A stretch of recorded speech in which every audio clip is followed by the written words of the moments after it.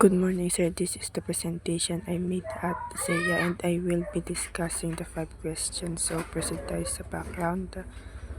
This assessment focuses on Laravel's powerful database management features. Laravel provides developers with tools to handle multiple database connections, write efficient queries, and manage data through models, migration, and seeders. These features are essential in real-world application to ensure flexibility, scalability, and maintainable system. The question is thus highlights how Laravel simplifies complex database operations, making it a practical framework for modern web development. First question. How do you configure multiple database connections in Laravel and how might you this is Laravel's word applications. Multiple database connections in Laravel allow an application to feature and use more than one database within the same project through the config database PHP file.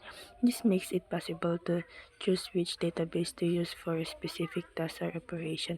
This feature is needed in real-world application when different systems are integrated, such as using one database for transactional data and another for analysis. It is also useful in the multiple tenant application where each client has their own database for better data organization and security.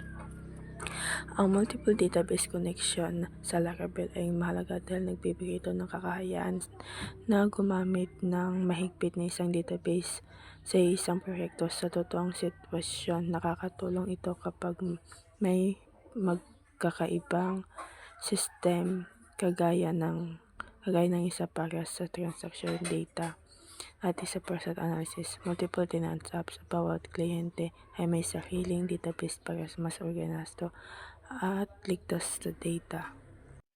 Proceed tayo sa number 2. How can Laravel query builder be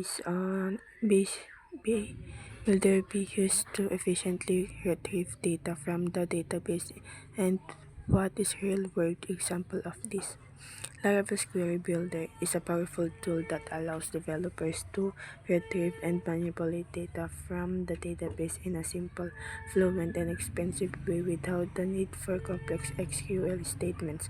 It provides chainable methods for filtering, grouping, software, and joining tables, making queries more readable and maintainable. This improves both developer productivity and application performance.